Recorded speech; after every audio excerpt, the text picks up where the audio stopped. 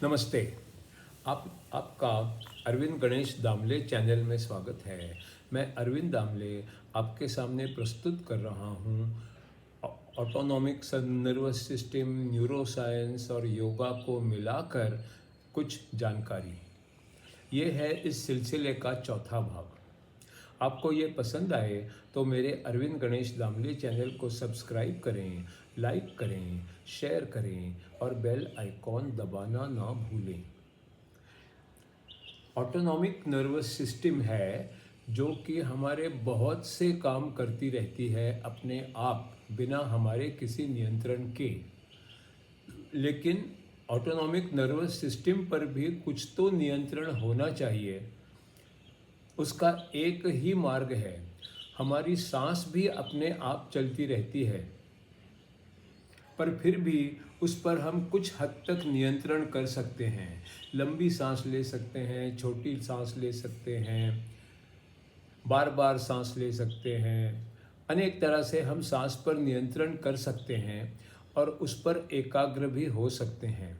इसलिए सांस पर नियंत्रण या प्राणायाम बहुत उपयोगी है। सांस पर एकाग्र होना पड़ता है। उससे वही पुरानी सोच और घटनाओं को छोड़ना भी संभव हो सकता है। सोच के पिंजरे से बाहर निकलना भी संभव हो सकता है। आज और अभी के क्षण में जीना भी संभव हो सकता है, क्योंकि अगर हम सांस पर ध्यान दें पूरा, तो फिर हम हमेशा उस क्षण में ही जीते हैं। जैसे कि ऑटोनॉमिक नर्वस सिस्टम का सांस पर प्रभाव होता है, वैसे ही सांस का भी ऑटोनॉमिक नर्वस सिस्टम पर प्रभाव होता है और उसके ज़रिए सोच भी बदल सकती है। सोच बदलने पर उसके बहुत से परिणाम भी बदले जा सकते हैं। इसमें समय तो लगता है, क्योंकि शरीर को जो भी तकलीफ़ें हुई हैं वे हमेशा उल्टे क्रम से जाती हैं। प्रयत्न जारी रखने पड़ते हैं। ऊब कर छोड़ देने वाले भी देखे गए हैं और फिर लंबे समय तक प्राणायाम चालू रख के प्रेम और आनंद फिर से पा जाने वाले भी देखे गए हैं।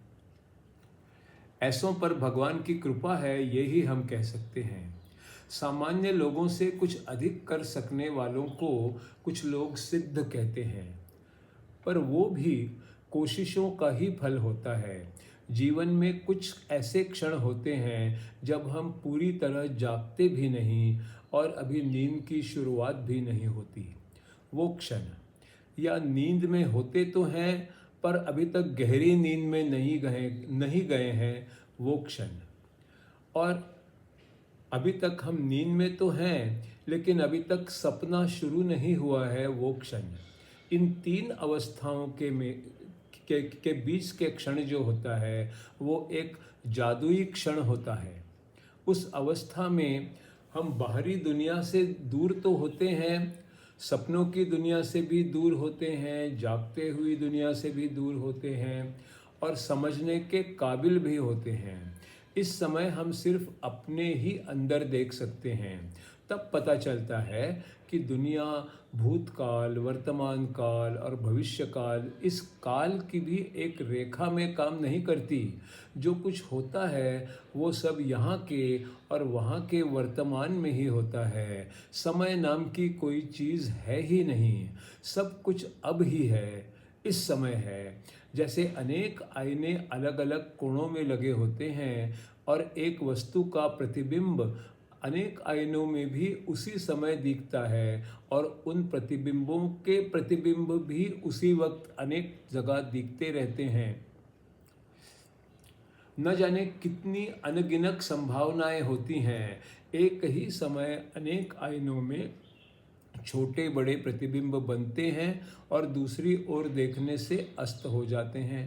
अगर हर क्षण में हर बात कहीं ना कहीं होती ही रहती है, तो फिर सिर्फ वर्तमान ही होता है ना। हर क्षण ये सब संभावनाएं होती हैं। मेरा प्रतिबिंब भी यहाँ वहाँ हर जगह पर होता है, हर वक्त होता है, और मैं जिस संभावना को जब महसूस करता हूँ वो मेरा उस क्षण का वर्तमान होता है, और वही उस क्षण का मेरा अनुभव भी होता है। जिसे मैं भूतकाल कहता आया हूँ वो, और जिसे मैं भविष्यकाल कहता आया हूँ वो भी, मैं सिर्फ नज़र बदलने से देख और अनुभव कर सकता हूँ। ये कल्पना की गई टाइम मशीन की तरह होता है। ये काम एक टीवी एंटीना की भांति होता रहता है। चैनल बदला जा सकता है और नई नई बातों का अनुभव भी लिया जा सकता है, एक के बाद एक। ये कितना बड़ा अनुभव है इसकी कल्पना भी नहीं की जा सकती। ये सब मस्तिष्क में स्थित पिनियल ग्लैंड की वजह से होता है, पिनियल ग्रंथि की वजह से होता है। कभी कभी पीछे जाने से पूर्व जन्म के अनुभव भी पता चल सकते हैं, और आगे जाने से भविष्य के अनुभव भी पता चल सकते हैं, या अगले जन्मों में क्या होने वाला है ये भी पता चल सकता है, क्या होगा ये भी पता चल सकता है। इसीलिए कई संत कहते सुने गए हैं कि उन्हें इन अलग अलग जन्मों का पता है। 5 इंद्रिय ना होते हुए भी वे सब कुछ जान सकते हैं। अगर ऐसा कुछ अनुभव होता है तो वो आम तौर पर दैवी अनुभव कहलाता है। पर जो ये अनुभव लेता है वो भी बहुत बार ये सच है या झूठ इस चक्कर में पड़ जाता है। इसका कारण है कि बहुत बार ठीक वैसा अनुभव बार बार नहीं आता। कभी इस जन्म में भी पूर्व जन्म के अनुभव आ सकते हैं। फिर उस ज़माने के कपड़े, वातावरण, नाम, रूप आदि सब साकार हो जाते हैं। सभी 5 इंद्रिय कई गुना अधिक काम करने लगते हैं। कई यादें पूरी की पूरी सामने आ जाती हैं, और कुछ यादें धुंधली सी याद आती हैं, कुछ सिर्फ थोड़ी सी याद आती हैं। और बहुत बार लगता है कि पूर्व जन्म में हम पहले कभी तो मिले थे। वे ही इस जन्म में भी हमारे इर्द गिर्द भी होते हैं, और उनके स्वभाव भी वही या वैसे ही होते हैं।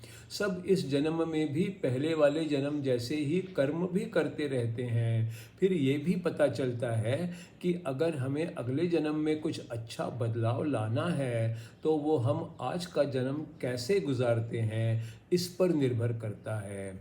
आज अगर अच्छे कर्म करो तो अगला जन्म कुछ हद तक तो अच्छा निश्चित ही बन जाएगा।